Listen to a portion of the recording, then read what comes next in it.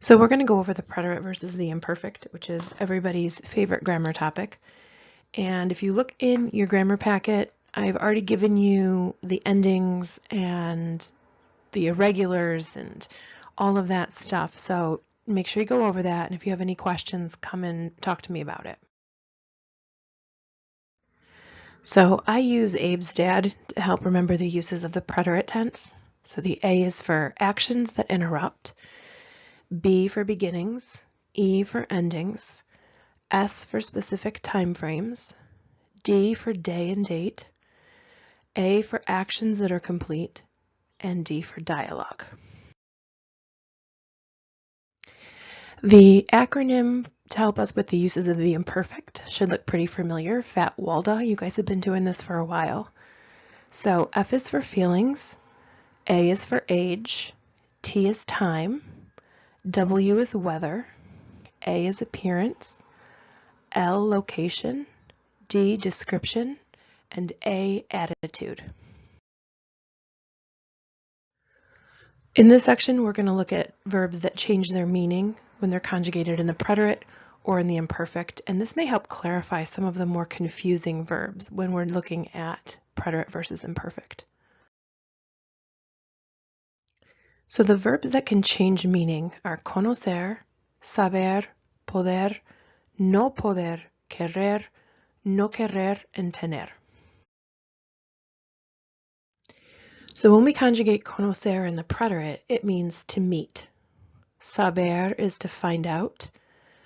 Poder in the preterite means could, and you know whether the person was successful or not.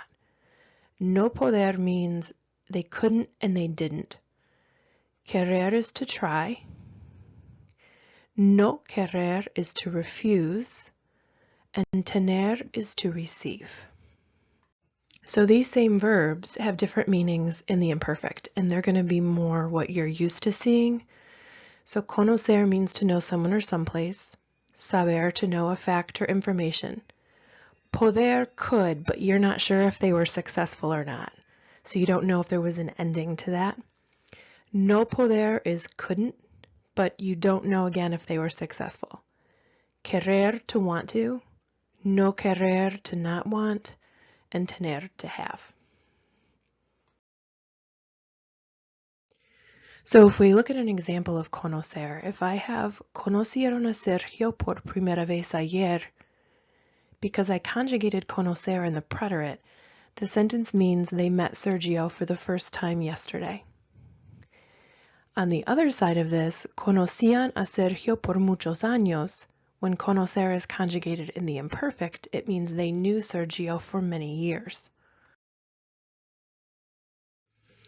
Looking at saber, if I use the sentence supe el precio antes de comprar el coche, it would mean I found out the price before I bought the car.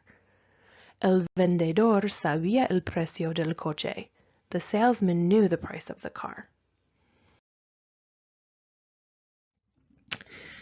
Looking at poder, los invitados pudieron llegar a tiempo. The guests could and did arrive on time. We know that they arrived on time.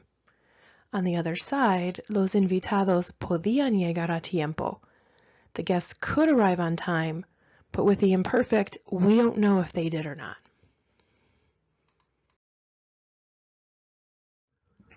With no poder, the sentence no pudimos llegar para las 4. We couldn't and didn't arrive by 4 o'clock. We know they didn't get there. On the other side, we have no podíamos llegar para las 4. We couldn't arrive by 4 o'clock, but we don't know if they managed to make it there or not by 4. So querer in the preterite, ella quiso cumplir toda la tarea antes de su programa favorito de tele. She tried to complete all her homework before her favorite TV show. On the other side of this, ella quería ver el programa sin preocuparse por la tarea. She wanted to watch the show without worrying about homework. With no querer, Laura no quiso ir en metro. Laura refused to. She didn't want to, and she didn't take the subway. Versus Laura no quería ir en metro. Laura didn't want to take the subway. With tener in the preterit, ayer tuve un mensaje de texto de mi cuñada. Yesterday I received a text message from my sister-in-law. Versus la chica tenía muchos mensajes de texto de su exnovio. She had a lot of text messages from her ex-boyfriend. We don't see the change as much with tener, but just be aware that every now and then it can mean to receive. And yes, you can use recibir in its place and it would be fine. Okay, just a little bit more of preterite versus imperfect, looking at when we're going to use them in specific situations or when we want to use them in the same sentence. So the imperfect is going to be used to talk about two or more actions that are happening at the same time in the past. And a clue to this is that mientras is going to be very frequently used in these type of sentences. So if we look at the two examples, we have los estudiantes escuchaban música mientras hacían la tarea. The students were listening to music while they were doing their homework. Two things happening at the same time. La familia comía la cena mientras hablaba del día. They're eating and talking, two things happening at the same time, so we use the imperfect for both. On the other side of this, the preterite is used to talk about a sequence of events that happened in order in the past. One thing finishes and then another thing starts. They're not happening simultaneously. So if we look at the examples, me levanté a las 5, di de comer al perro, me arreglé para el trabajo y salí para las 6.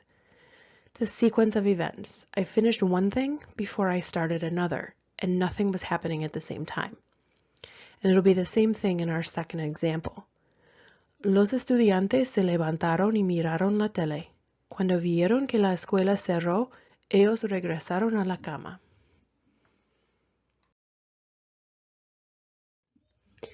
The imperfect can also be used when you want to say used to or was happening. That's part of the translation. We don't need extra words for that. We just conjugate the verb into the imperfect. So for the examples, we have mi familia y yo íbamos a la casa de mis abuelos para el almuerzo cada domingo. My family and I used to go to my grandparents' house for lunch every Sunday. So in this, the used to is just part of the conjugation of íbamos.